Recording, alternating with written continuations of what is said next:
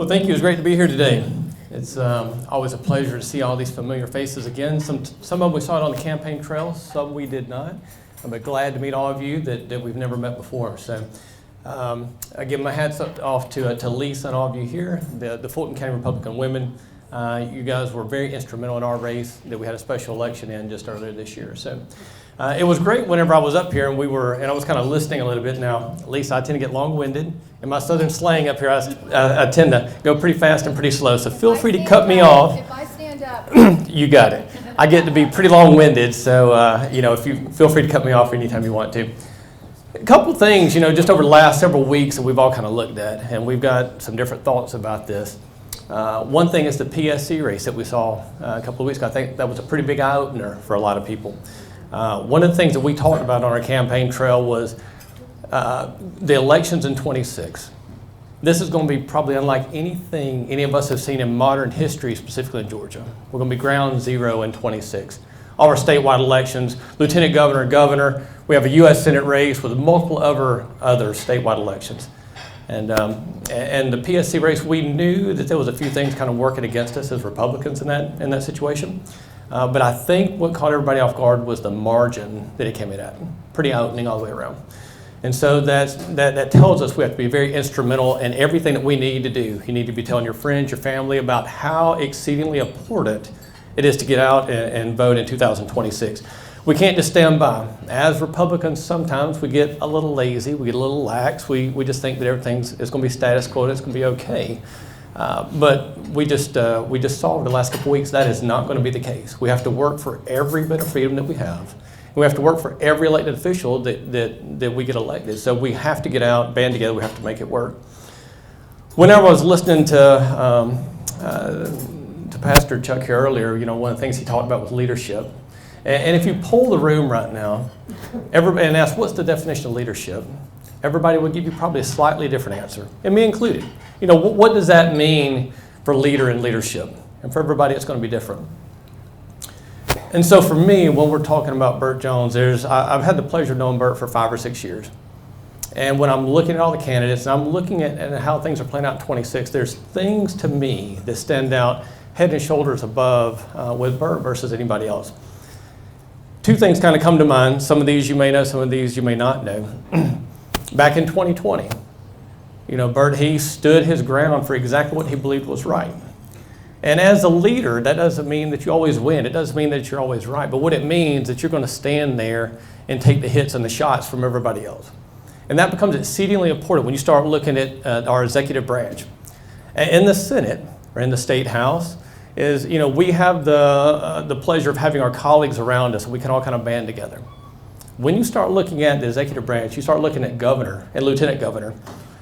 It's a lonely place out there sometimes to be out there staying on that peninsula by yourself. And so when you have something you believe in, you have to be willing to sit there and take those shots and take the criticism, take the hits every single day, knowing that you're standing there for the true values and you're representing the people that you're of the job that you're there to do.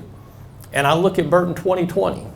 He got extremely reprimanded in that situation, stripped of every single committee that he was on, all of his chairs, but he still stood his ground.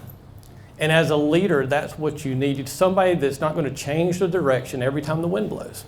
You need them to stay there and stand there and represent the people for what's best. Another thing that some of you guys may or may not, I heard a little bit of this on the campaign trail, but I'm going to bring it up, is back earlier this year in session. And this is one of the things that I defended. I'll tell him now, I didn't tell him earlier. I defended when I was on the campaign trail about this. A lot of people out there were not happy that Burt closed the session in the Senate on signing it on the last day. It was around 5 or 6 o'clock, and he gavelled out early. And there was a lot of people that didn't understand why he did that. And I remember the conversation when it came up, and one of the things that Burt said is he said, look, no good legislation is ever going to pass on the last day after 5 o'clock. So we're going to gavel out. We'll take it up in 26, and we'll handle it then. And, and that was, he set a new standard of something that we haven't seen in 20, 25 years. The typical thing that you do is you work until, 11, 11:30, 12 o'clock at night. That's what you do. And a lot of you probably know this. By the Georgia State Constitution, we're only allowed to be in session 40 days. What it doesn't define is how long those days can be. It can go from 6 in the morning to 11 o'clock at night, 11:30. It goes exceedingly long through the session. And again, I applaud Bert for doing that, for gaveling out and saying, hey, look, we'll take it up early. Because anything that we potentially pass now, we're going to have to correct later. It may be a bad piece of legislation, so why even deal that? Why even do it? And so when I'm looking at leadership, and that's why we're all here, we're looking to see who's going to lead our great state in the years to come. And we've got several choices. We really do. But that's why we're all here. We're all here to support Bert and to make sure that happens. Not only do we have the Democrats coming in that are really energized right this minute off the PSC election, everything that's going to be coming next year, we're going to have an immense amount of money coming into our statewide elections. Some of that's going to be internal. Most of it's going to be from outside sources. With the PSC race, that set a new standard of what the Democrats are going to be looking to do. Not only because they won, because of the margin that they won by. So we have to have somebody that's going to be able to take that, to be able to stand up there and take the hits, take the shots, and stand there for what they believe. And that's what we have to have. And that's what, if you look at Bert's track record, ever since he's been in the Senate, right or wrong, everything that he championed, he stood that ground for. Now, it doesn't mean that every bill passed, but that means that he stood for his convictions for everything that he did. And that's exactly what you need in a leadership capability from somebody that's running for governor or lieutenant governor. And that's that's why I'm proud to endorse Bert. I've been in his camp ever since he got into this race. And really, he's the only one that's really kind of shown that process to be able to really sit there and take the hits. But again, I'm so grateful for all of you here today.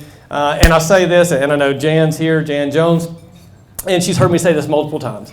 If it wasn't for the people in North Fulton, every single one of you, I wouldn't be up here today. You were the one that actually got out and voted, that got us over the finish line by 67 votes in a race of over 21,000. So when they say that every vote matters, I can tell you every vote matters, and every vote in Fulton County matters as long as it's a Republican vote. So just remember that. Thank you. I appreciate that.